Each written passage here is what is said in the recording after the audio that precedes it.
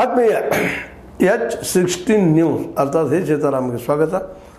ನಾನು ನಿಮ್ಮ MIS ಮಲ್ಲಪ್ಪ ಜೋತಾವರ. ಆತ್ಮೀಯರೇ, ರಾಜ್ಯಪಾಲ ಮತ್ತು ಮುಖ್ಯಮಂತ್ರಿ ಮಧ್ಯದ ತಿಕ್ಕಾಟ ಮೇಲ್ಮೇಲೆ ಇದ್ದಿದ್ದೇನೆ.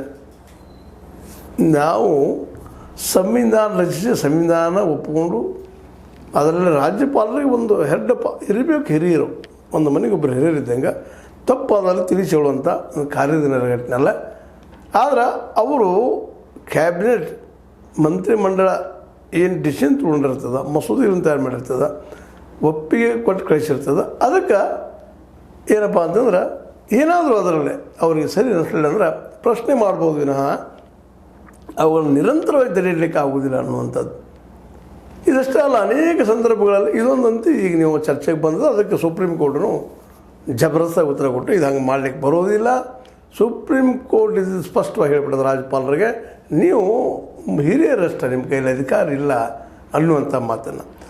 ಜೊತೆಗೆ ಇದು ಇಷ್ಟೇ ಅಲ್ಲ, ಈವನ್ ರಾಷ್ಟ್ರಪತಿ ಮತ್ತು ಪ್ರಧಾನಿಗಳ ಮಧ್ಯದಲ್ಲೂ ಸಹಿತ ಅನೇಕ ಸಲ ಗೊಂದಲಗಳು ವಿವಾದಗಳು ಆಗಿದ್ದಿದ್ದಾವೆ.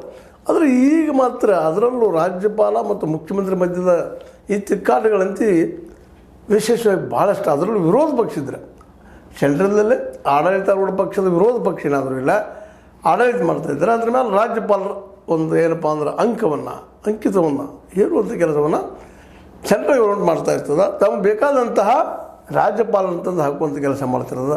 ಇಂಥ ಕಾರಣಕ್ಕಾಗಿಯೇ ಇವತ್ತು ಸಾಕಷ್ಟು ವಿವಾದಗಳು ಹುಟ್ಟುಕೊಳ್ತಾ ಇದ್ದಾವೆ.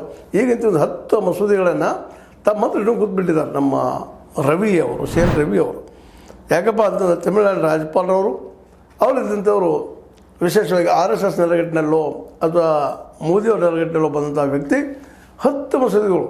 ಯಾಕೆಂದರೆ ಜನರಿಂದ ಆಯ್ಕೆ ಆದಂಥ ಒಂದು ಸರ್ಕಾರ, ಆ ಸರ್ಕಾರ ಜನರ ಅಭಿಪ್ರಾಯ ನೆಲೆಗಟ್ಟಲ್ಲಿ ಕಾನೂನು ಮಾಡ್ತಾ ಇರ್ತದೆ ವಿನಃ ಅದಕ್ಕೆ ಅವರೇ ಬಾಧ್ಯಸ್ಥರು. ತಪ್ಪೋ ಸರಿ ನಂತರದ ಮಾತಾವು ಸಂವಿಧಾನ ವಿರೋಧಿ ಇರ್ಕೊಳ್ಳೋದು ಇಷ್ಟ ಅಲ್ಲಿ ಇದ್ದಂಥದ್ದು ಒಂದು ದೊಡ್ಡ ಏನಪ್ಪ ಅಂತಂದ್ರೆ ರೆಸ್ಟ್ರಿಕ್ಷನ್. ಸಂವಿಧಾನದ ಅಡಿಯಲ್ಲಿ ಯಾವುದೇ ನೀವು ಕಾನೂನನ್ನು ಮಾಡಿದರೆ ಅದು ಕಾನೂನು ಅಗ್ರಿ ಆಗುವುದು.